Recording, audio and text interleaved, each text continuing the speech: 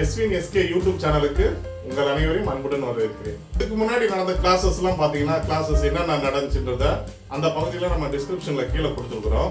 அதை பார்த்து நீங்கள் தெரிஞ்சுங்க. உங்களுக்கு மேற்கொண்டு இந்த ஏசி சம்பந்தமான வேலைகளை நீங்கள் கற்றுக்கணுன்னா எங்கள் தொழிற்பயிற்சி நிலையத்தை அணுகி நேரடியாக கூட நீங்கள் பயிற்சி பெறலாம். மிக குறைந்த கட்டணம் தான். அதனால் டைரெக்டாகவே நீங்கள் வந்து எங்கள்கிட்ட இந்த தொழிலை வந்து குயிக்காக கற்றுக்கலாம். ஒரு மாதத்துக்குள்ளே கற்றுக்கலாம். வாங்க நம்ம இப்போது சப்ஜெக்டுக்குள்ளே போகலாம்.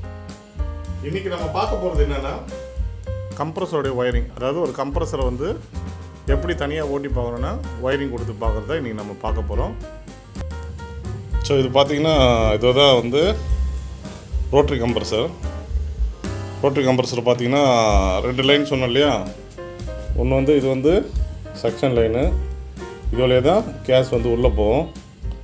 இது டிஸ்சார்ஜ் லைன், இது வழியாக கேஸ் வந்து வெளியில் வரும். நல்லா ஞாபகம் வச்சுங்க. பெருசாக இருக்க பைப் வந்து செக்ஷன் லைனு, சின்னதாக இருக்க பைப் வந்து டிஸ்சார்ஜ் லைன். இது பார்த்திங்கன்னா அக்யூமுலேட்டர்னு சொல்லுவோம். இது பேர் அக்யூமுலேட்டர். ஃப்ரிட்ஜ் வந்து வேப்பராக மாறாமல் லிக்விடாக வந்துச்சுன்னா இதில் ஸ்டோர் ஆகிட்டு அதுக்கப்புறம் தான் கம்ப்ரஸருக்குள்ளே போவோம்.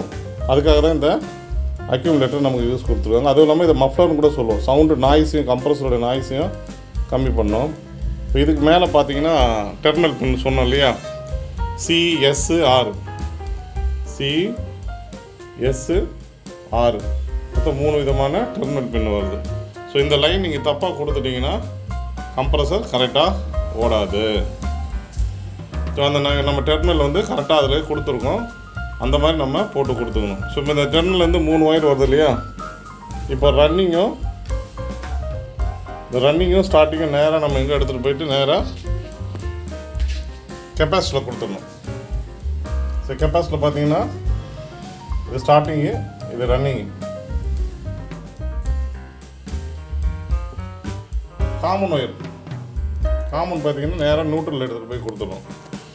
ஸோ கம்ப்ரஸருக்கு போகிற 3 ஒயரில் ஸ்டார்டிங்கு, ரன்னிங்கு, காமன் வந்து நியூட்ரல் கொடுத்துடணும்.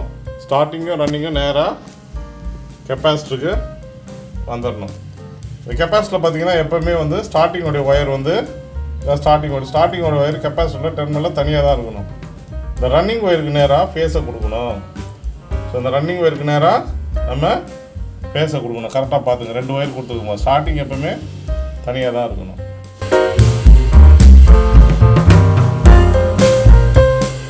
இன்றைக்கி நம்ம பார்த்தது ஏசி கம்ப்ரஸரோடைய ஒயரிங் பார்த்தோம். நன்றி, வணக்கம். உங்களிடமிருந்து விடைபெறுவது எஸ்வின் எஸ்கே.